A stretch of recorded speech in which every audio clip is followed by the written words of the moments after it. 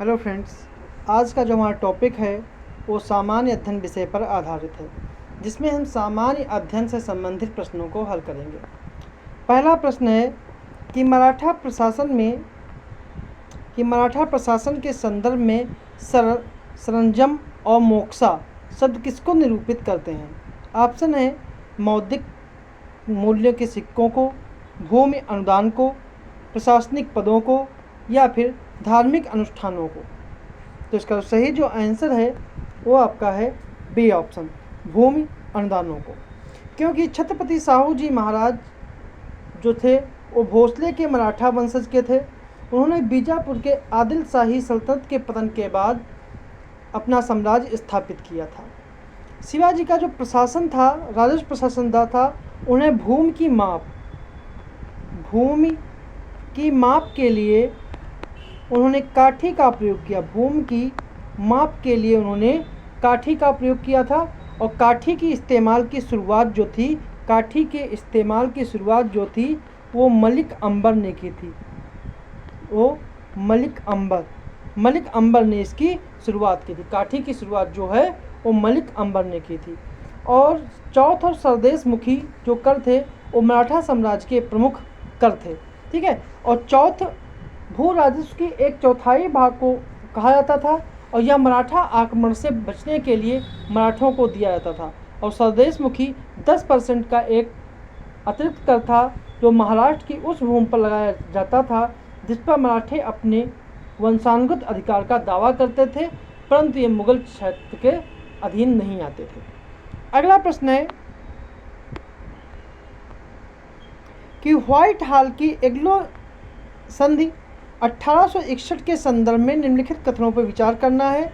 इसके तहत जो पहली जो है वो है कि राजा चार्ल्स द्वितीय ने पुर्तगाल की राजकुमारी कैथरीन डी ब्रिगांजा से विवाह के समय इस संधि के माध्यम से दहेज के रूप में बॉम्बे प्राप्त किया था। ठीक है। दूसरा है, इसमें फ्रांसीसी ईस्ट इंडिया कंपनी के विरुद्ध आपसी रक्षा समझौता शामिल था। इस कथनों के आधार पर सही कथन चुनना है, केवल एक, केवल दो, दोनों या फिर दोनों नहीं। ठीक है। तो इसका सही जो आंसर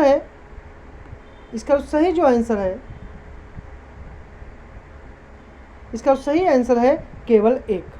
मतलब केवल एक जो है वो सही है, बाकी दूसरा कथन जो गलत है। क्योंकि 1534 में बसीन की संधि के बाद 1534 में बसीन की संधि के बाद पुर्तगालियों को बम्बई पर अधिकार मिला और यह संधि पुर्तगालियों और गुजरात के शासक बहादुर शाह के बीच हुई थी। और 1612 में बम्बई पर अधिकार के लिए अंग्रेजों और पुर्तगालियों के बीच सूरत में एक युद्ध लड़ा गया था। और इस युद्ध ने भारत में पुर्तगाली एकाधिकार को समाप्त कर दिया गया। और इंग्लैंड के राजा चार्ल्स द्वितीय ने पुर्तगाल की राजकुमारी कैथरीन डी ब्रिगेंजा से विवाह किया। और इस समय यह विवाह जो था 1861 में हुआ था। और इसी व्हाइट हॉल की संधि के तहत दहेज के रूप में बॉम्बे चार्ल्स द्वितीय को दिया गया था। इसलिए इसका जो पहला कथन जो है वो सही है। अगला प्रश्न है,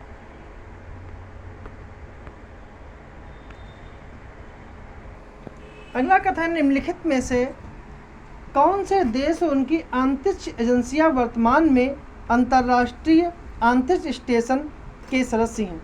ऑप्शन है नासा, रोको स्पेस, जाक्सा, ESA और इसरो। कौन सी जो हैं वो अंतर्राष्ट्रीय अंतरिक्ष स्टेशन के भाग हैं? तो इसका सही जो आंसर है कूट के आधार पर चयनित करना है कि पहला ऑप्शन है 2, 3, 4, दूसरा है 1, 2, 3, 4, तीसरा है 1, 3, 5 और चौथा है 1, 2, 4, 5।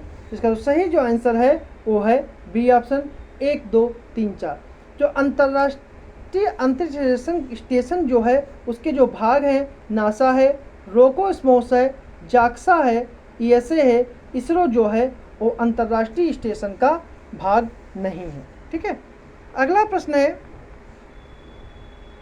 कि ब्रिटिश भारत के दौरान शिक्षा के विकास के संदर्भ में निम्नलिखित शिक्षा आयोगों या समितियों की उनकी स्थापना के कालक्रम के अनुसार व्यवस्थित करना है।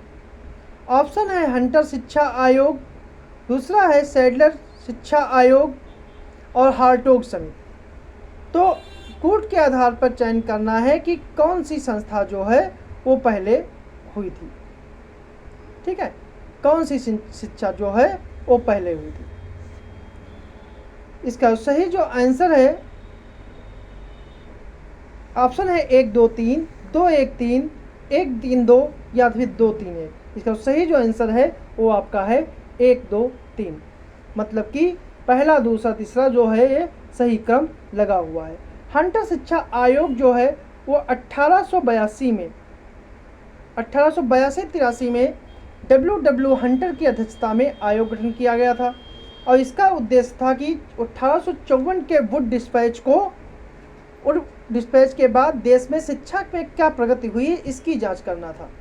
और जो हंटर आयोग की सिफारिशें थी वो प्राथमिक और माध्यमिक शिक्षा से संबंधित थी और इसने सिफारिश की थी कि हाई स्कूल की परीक्षा में 2 खंड होने चाहिए, एक साहित्यिक और एक व्यवसायिक।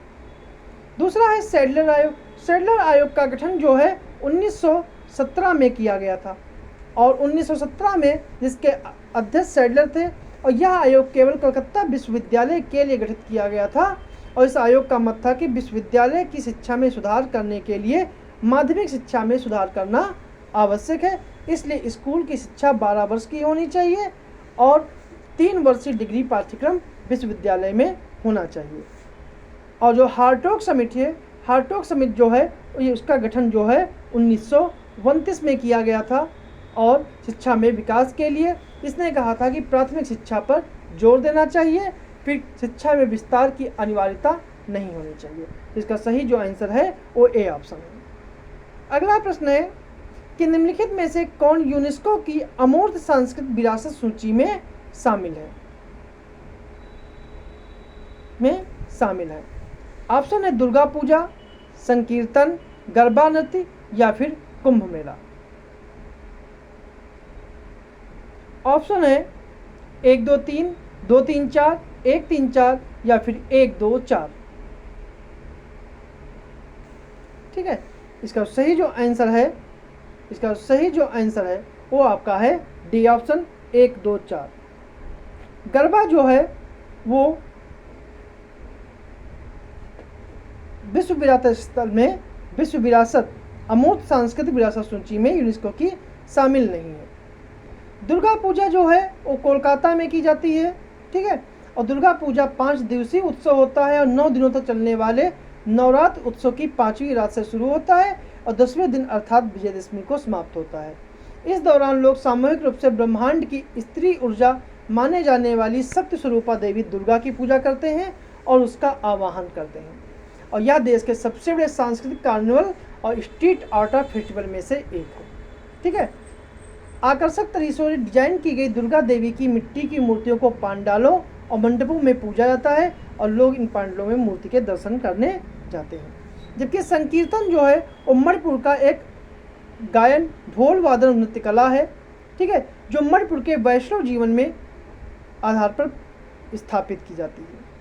जबकि कुंभ मेला जो है तीर्थयात्रियों का सबसे बड़ा शांतिपूर्ण मेला उत्सव है और यहाँ आने वाली सभी यात्री पवित्र नदी में स्नान करते हैं। यह नासिक में गोदावरी नदी, उज्जैन में क्षिप्रा नदी, हरिद्वार में गंगा नदी और प्रयागराज में गंगा यमुना सरस्वती के संगम पर आयोजित किया जाता है। गंगा यमुना और सरस्वती नदियों के मिलन को ही संगम कहते हैं। यह मेला भारत के 4 अलग अलग शहरों में आयोजित होता है और यह मेला 12 वर्षों में एक बार आयोजित किया जाता है। ठीक है, तो ये था। अगला हमारा प्रश्न है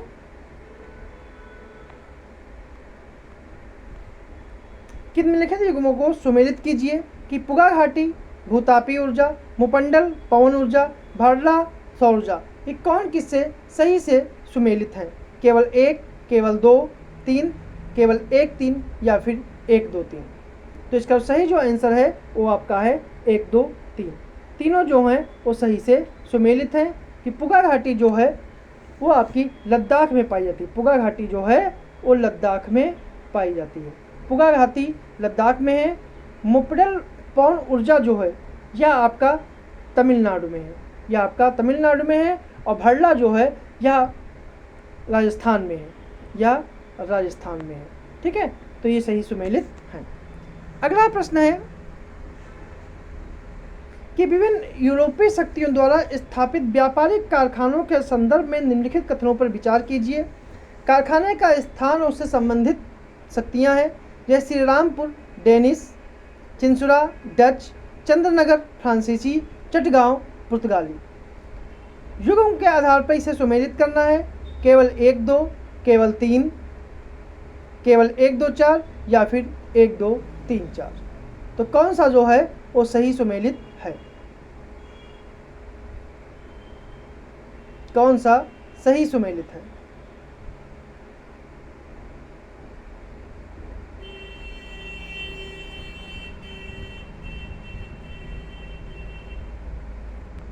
इसका सही जो आंसर है वो है आपका डी ऑप्शन, क्योंकि श्रीरामपुर डेनी से संबंधित है, चिंसुरा डचों से संबंधित है, चंद्रनगर फ्रांसीसी से और चटगांव पुर्तगालियों से संबंधित है। ठीक है, पुर्तगालियों ने 1528 में बंगाल के सुल्तान ने पुर्तगालियों को चटगांव बंदरगाह को स्थापित करने की अनुमति थी। अगला प्रश्न है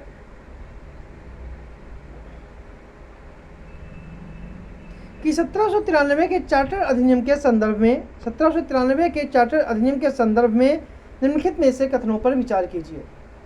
पहला है, इस अधिनियम के भारतीयों में शिक्षा की बढ़ावा देने के लिए 1 लाख रुपए की राशि को अलग रखी जानी थी। दूसरा है, अधिनियम में माल अदालतों या राजस्व अदालतों के सृजन का प्रावधान था। और तीसरा था, अधिनियम में भारत में दास प्रथा के उन्मूलन से संबंधित प्रावधान थे। तो इसमें कौन सा कथन जो है वो सही है? केवल 1 2 3, 1 3 या फिर उपयुक्त में से कोई नहीं। इसका सही जो आंसर है वो आपका है उपयुक्त में से कोई नहीं, क्योंकि 1793 के चार्टर अधिनियम के तहत कंपनी के कार्यों को विनियमित और नियंत्रित करने का एक प्रयास था। ठीक है, इस अधिनियम ने कंपनी के व्यापारिक अधिकारों को 20 वर्षों के लिए बढ़ा दिया, 20 वर्षों के लिए बढ़ा दिया। और गवर्नर जनरल और गवर्नरों कमांडर इन चीफ की नियुक्ति के लिए शाही अनुमोदन अनिवार्य किया गया। कंपनी के वरिष्ठ अधिकारी बिना अनुमति के भारत नहीं छोड़ सकते थे, ऐसा करना इस्तीफे के रूप में माना जाता था। कंपनी को भारत में व्यापार करने की शक्तियों के साथ साथ कर्मचारियों को भी लाइसेंस देने का अधिकार था।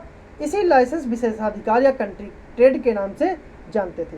इस लाइसेंस ने चीन के लिए अफीम के शिपमेंट का मार्ग शुरू किया था और राजस्व प्रशासन को न्यायिक कार्यों से अलग कर दिया गया, जिससे एक परिणामस्वरूप राजस्व अदालतें समाप्त हो गई। इसलिए इसका दूसरा कथन जो है वो पूर्णतः गलत है। गवर्नर जनरल की शक्तियों को अधिक शक्तियां प्रदान की गई और कुछ परिस्थितियों में अपनी परिषद के निर्णयों को भी रद्द कर सकता था। मद्रास और बम्बई के गवर्नरों को गवर्नर जनरल के अधीन कर दिया गया और यदि गवर्नर जनरल मद्रास और बम्बई में उपस्थित होता था तो बम्बई और मद्रास के गवर्नर उसके अधीन होते थे। जबकि इस अधिनियम के तहत शिक्षा को बढ़ावा देने के लिए 1 लाख रुपए की जो राशि का प्रावधान है ये 1793 के तहत नहीं किया गया था, ये 1813 के तहत किया गया था। तो 2 कथन हमारे सही हो गए, जबकि गलत हैं। जबकि अधिनियम में भारत में दास प्रथा के उन्मूलन से जो संबंधित प्रावधान थे वह 1793 नहीं, जबकि 1833 के अधिनियम के तहत 1843 में उन्मूलित किया गया। इसलिए इसके तीनों कथन जो हैं वो पूर्णतः गलत है। अगला प्रश्न है कि वायसराय लॉर्ड कर्जन के शासन काल में निम्नलिखित में से कौन सी घटना घटी?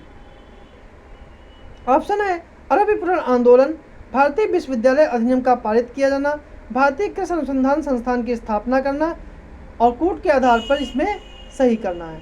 ऑप्शन है केवल 1 2, 1 3, केवल 2 या फिर 2 और 3। तो इसका सही जो आंसर है वो आपका है डी, केवल 2 और 3, क्योंकि अभिप्रम जो आंदोलन है, अभिप्रम आंदोलन है, इसकी शुरुआत 1888 में नारायण गुरु ने की थी। नारायण गुरु ने इसकी शुरुआत की थी। ठीक है, शिवरात्रि के दिन इजावा समुदाय पर प्रतिबंधों की अवहेलना के फलस्वरूप अभिप्रम आंदोलन चला था। जबकि विश्वविद्यालय अधिनियम का जो हुआ था और रैले आयोग की सिफारिश पर 1904 में पारित किया गया था, उसमें गवर्नर जनरल वायसराय जो लॉर्ड कर्जन थे। जबकि कृषि अनुसंधान